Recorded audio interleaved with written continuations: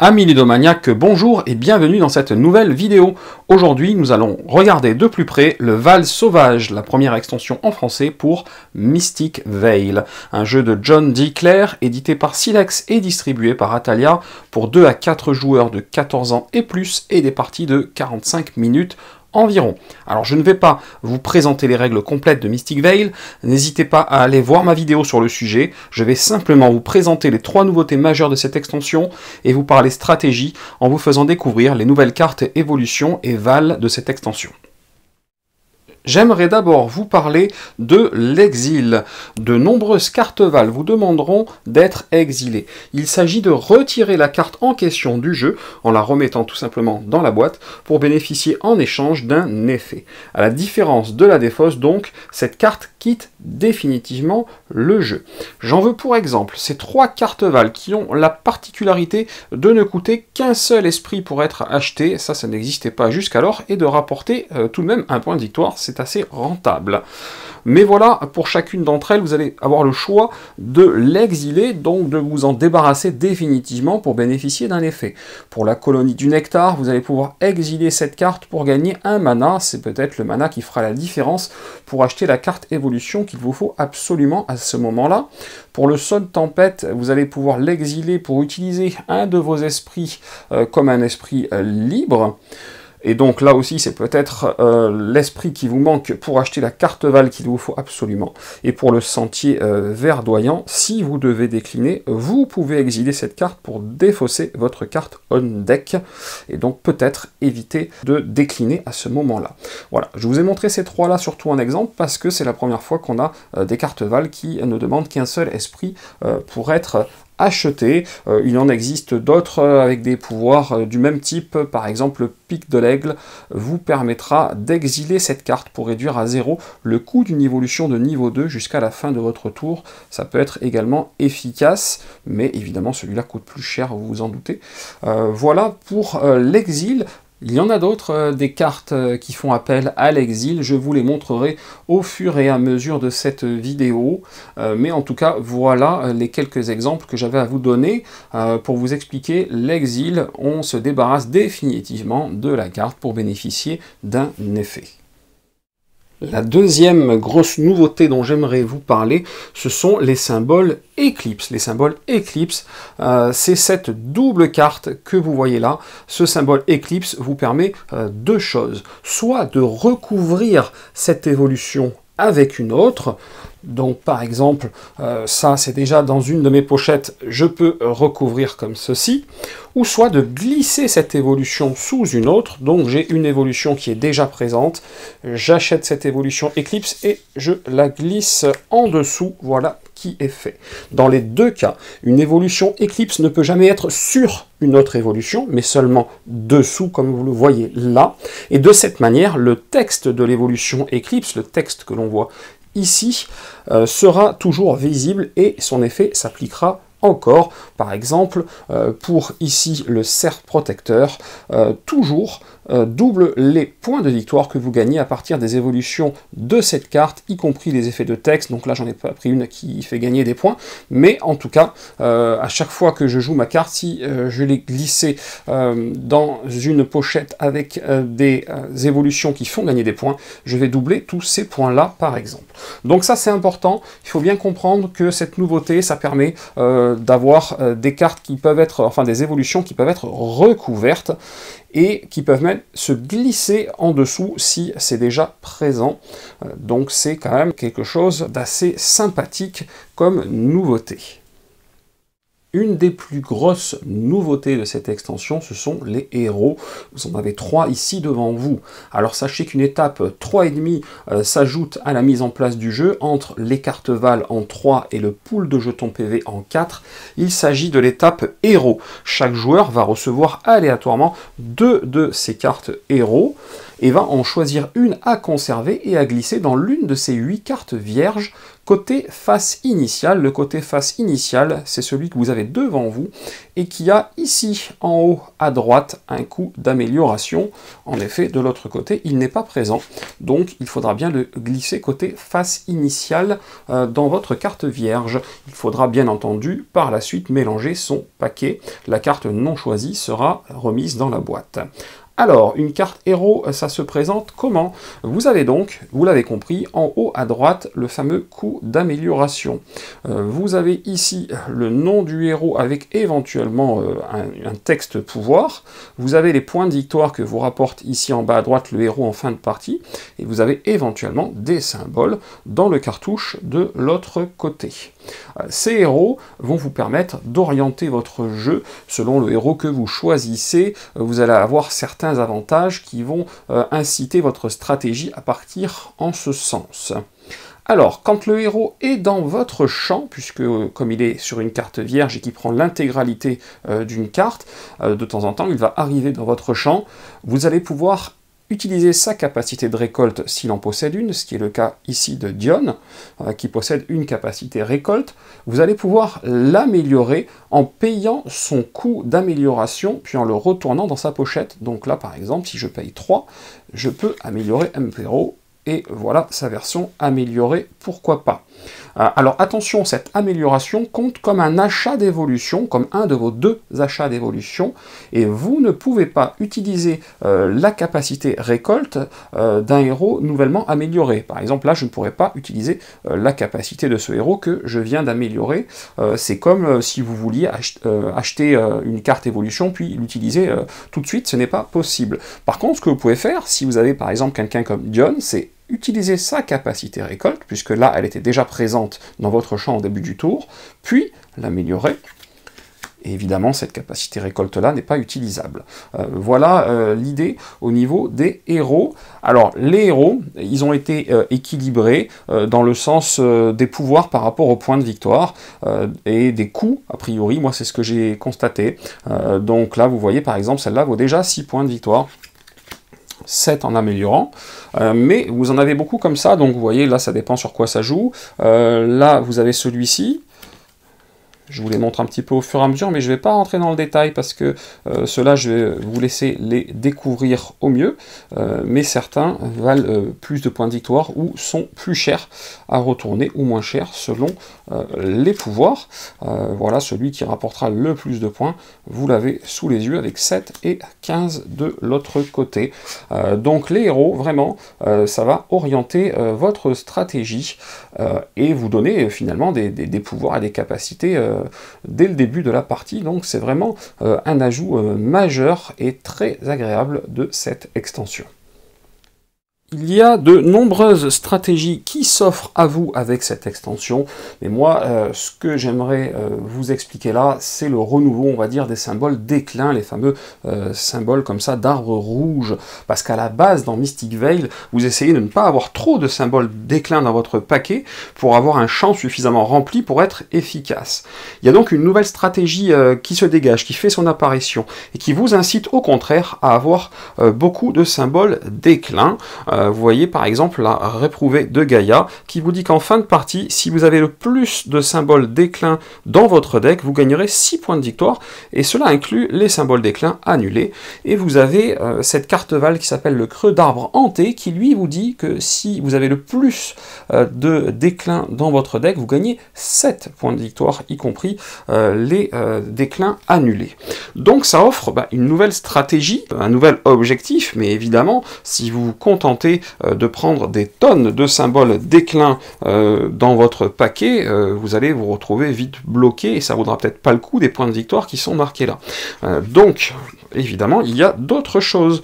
Par exemple, il y a cette carte Val qui vous permet, si vous devez décliner, de l'exiler pour annuler tous les symboles déclin sur votre carte on deck ou sur une carte de votre champ.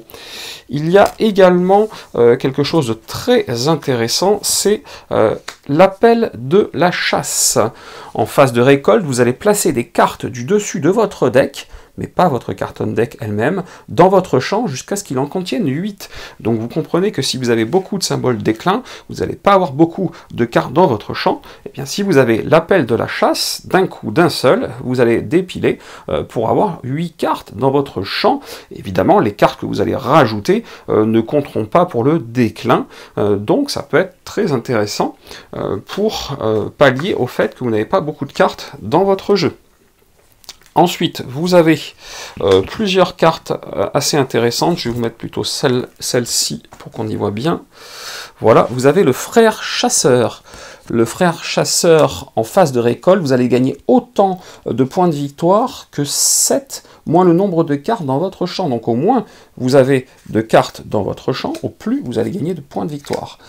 Vous avez la montreuse de loup qui elle vous fera gagner de la même manière des manas. Donc au moins vous aurez de cartes dans votre champ, au plus vous gagnerez de mana. Donc voilà par exemple 2 cartes qui vont très bien avec une stratégie avec beaucoup de déclin qui vous fera des champs peu remplis, et donc à chaque fois que vous aurez une montreuse de loup ou un frère chasseur dans votre champ, ça sera relativement efficace pour gagner soit des points de victoire, soit du mana. Je vous avais montré tout à l'heure les fameuses cartes comme ceci, hein, vous vous en rappelez de ces cartes-là, ce sont les cartes Eclipse qui permettent de passer en dessous ou d'être recouvertes.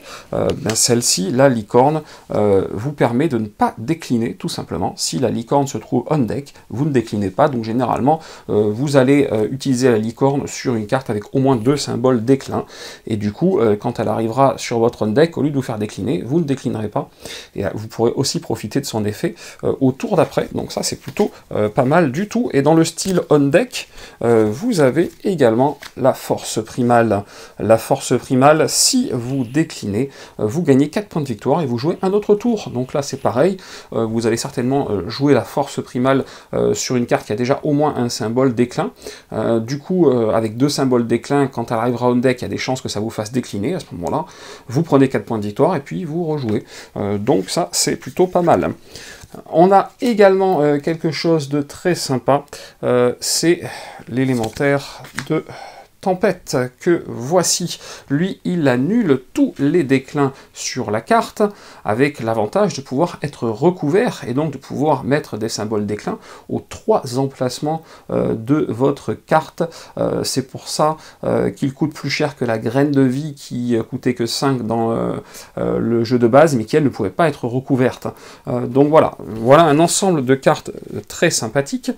Et également, comme vous allez jouer sur avoir un maximum de symboles déclin, vous allez avoir cette terre brisée qui aurait pu se contenter d'avoir simplement un symbole vert, mais qui en fait en a 2 plus un symbole déclin. Tout simplement, ça fait comme si c'était qu'une seule annulation, mais ça vous fait un symbole déclin supplémentaire pour votre course à être celui qui en a le plus. Donc voilà, là je vous ai montré un certain nombre de cartes, je vous ai parlé de cette stratégie-là. Il y a d'autres stratégies, bien entendu, mais en tout cas, à partir de maintenant, ça peut être tout à fait viable de se diriger vers les symboles déclin, sachant qu'en plus, évidemment, les cartes qui ont des symboles déclin sont souvent des cartes relativement puissantes pour gagner des points de victoire, pour avoir certains effets. Donc une stratégie qui devient beaucoup plus viable qu'avant et qu'on pourrait tenter de mettre en place. Les stratégies qui se retrouvent également renforcées sont celles avec les symboles esprit et celles avec les symboles gardiens. Donc dans les 2 cas, vous allez trouver nombre de nouveautés de ce côté-là qui vont vous permettre de mettre en place ce type de stratégie. Alors, je vous présente d'abord ces cartes-là, parce que pour celle-ci, elle peut se marier avec toutes les stratégies, puisqu'il y a du symbole déclin, du symbole esprit libre en plus, et du symbole gardien. C'est le sorcier des eaux, donc il peut vous servir dans toutes les stratégies. Et également, celle-ci, le centaure, il peut être très intéressant à la fois pour jouer esprit, et à la fois pour jouer déclin, puisque vous le voyez, on deck, si vous déclinez, vous gagnez 2 et vous jouez un autre tour. Donc, des cartes qui sont, on va dire, multi-usage, à mon sens, pour les différentes stratégies. Voilà, alors, on va enchaîner sur un peu d'autres cartes. Sachez que vous avez cette chuchoteuse du vent, qui, elle, vous le voyez, a un symbole éclipse, donc va pouvoir se glisser en dessous ou être recouverte, et ce qu'elle vous permet, c'est de considérer tous les esprits que vous avez comme des esprits libres. Donc ça, pour une stratégie esprit, c'est très costaud, ça marche très très bien, ça vous permet d'être très diversifié très facilement. Vous avez en classique ce chant de la forêt, qui va vous permettre tout simplement de faire un peu de points de victoire, un petit peu de symbole esprit sylvain, ça c'est ce qu'il y a de plus classique. Ensuite, et là on va rentrer dans quelque chose de très sympathique. D'abord, je vais essayer de vous mettre les cartes pour qu'on les voit au mieux. Voilà, les trois types de cartes que j'aimerais vous faire découvrir. Alors, il s'agit de la nymphe, de la chef de meute et du chef totémique. Ces trois-là ne sont qu'en 2 exemplaires déjà dans le jeu, c'est pour ça que vous voyez, la nymphe, je ne pouvais pas vous la mettre au milieu, c'est pas possible, et vont vous permettre, pour chaque symbole gardien que vous avez sur la carte en question, de gagner un symbole de chaque type, soit un symbole sylvain, soit un symbole bestial, soit un symbole céleste. Donc automatiquement ça veut dire que déjà ils ont déjà un symbole puisqu'ils ont un gardien sur eux, et vous allez pouvoir assez facilement les faire monter en symbole. Donc ça c'est pour pas cher, hein, vous voyez, pour 3, donc ça c'est des bonnes cartes de départ pour construire une stratégie esprit, et en plus comme il y a du gardien dessus, ça peut se mêler avec tout ce qui joue sur le gardien, et vous faire aussi gagner d'autres choses par ricochet. Donc ça c'est assez sympathique. Ensuite, qu'est-ce qu'on a d'autre? On a le frère protecteur, je ne sais pas si on le voit bien, je vous le remets comme ça, qui lui a un symbole éclipse, et donc va vous apporter tout simplement du gardien, qui pourra se combiner avec ce qu'on a vu, et en plus être recouvert, donc avoir un maximum de gardiens sur la carte, et puis un petit mana, ça c'est toujours bien sympathique. Si vous jouez une stratégie esprit, vous serez content de savoir qu'il y a des nouvelles cartes Val qui vont en ce sens. D'abord, vous avez des cartes Val qui peuvent être achetées avec n'importe quel symbole, ce sont celles-ci, et vous avez la salle du trône, l'imposante salle du trône, qui elle demande énormément d'esprit de chaque, mais qui vous rapporte 12, mais si vous avez une bonne stratégie esprit, vous allez peut-être pouvoir prétendre acheter la salle du trône, ce qui est quand même une très grosse carte et pas une mince affaire pour y arriver, mais à une bonne stratégie bien menée, devrait vous permettre d'y arriver. Voilà pour les stratégies esprit et gardien qui s'entremêlent. J'ai encore pas mal de choses à vous montrer. Vous allez également pouvoir manipuler de la carte. Voilà. Par exemple, avec la Guivre enfouie, au lieu de défausser cette carte, vous pouvez la placer sous votre deck. Donc vous imaginez les possibilités de revoir très rapidement et très régulièrement une carte de votre jeu. Ou pour le bassin ou vision, vous pouvez exiler cette carte pour choisir une carte de votre champ et conserver la carte choisie dans votre champ pour votre prochain tour. Donc en fin de partie, quand vous avez des cartes très très musclées, vous allez renoncer à un point au niveau du bassin de vision, puisque vous allez exiler la carte, mais vous allez certainement refaire nombre de points derrière. Et dans le style manipulation, vous avez le portail du voyageur qui vous permettra de sortir de sa protection une évolution de votre champ, puis de la glisser dans la protection d'une autre carte de votre champ. Donc vous allez pouvoir réorganiser comme ça votre jeu de manière plus efficace selon ce qu'il y a à acheter peut-être en termes d'évolution ou ce que vous espérez combiner au niveau symbole. Donc ça ça peut être plutôt pas mal du tout. Alors, il y a quand même une petite carte qui vient compléter une stratégie de Champlain et de mana, ce qui est un petit peu la stratégie de base, on va dire, du jeu d'origine. Voilà, bon, c'est la seule, mais elle a le mérite d'exister quand même, et d'être relativement puissante. Ce sont les ailes semeuses, qui, lors d'une phase de récolte, vont vous permettre de dépenser autant de mana que voulu, et de gagner un point de victoire par paire de mana dépensé. Donc si vous avez un jeu avec un champ rempli de mana d'une manière ou d'une autre, les ailes semeuses peuvent faire un effet dévastateur, surtout en fin de partie. Également, dans le même type, vous allez avoir ce griffe-gorge que vous allez pouvoir exiler pour gagner un point de victoire par paire de mana non dépensé sur les cartes de votre champ. Voilà, une petite carte Val qui fera un petit peu la même chose également. Si, comme moi, vous êtes fan de Mystic Vale et que vous voulez renouveler vos parties en vous offrant de nombreuses nouvelles possibilités, alors il n'y a pas à hésiter plus longtemps pour aller faire un tour du côté du Val Sauvage. Fini les évolutions qui tombent au mauvais endroit sur votre carte, avec les symboles Eclipse qui peuvent être recouverts ou même se glisser en dessous après coup. Dès le début de la partie, vous allez pouvoir choisir une orientation pour votre jeu grâce aux héros, et connaître au moins un héros non choisi par vos adversaires, et donc avoir déjà des stratégies qui se développent dans votre tête dès le début de la partie. Vous allez aussi pouvoir jouer à contre-courant en montant une stratégie déclin qui peut s'avérer redoutable, ou bien tout miser sur les esprits pour réussir.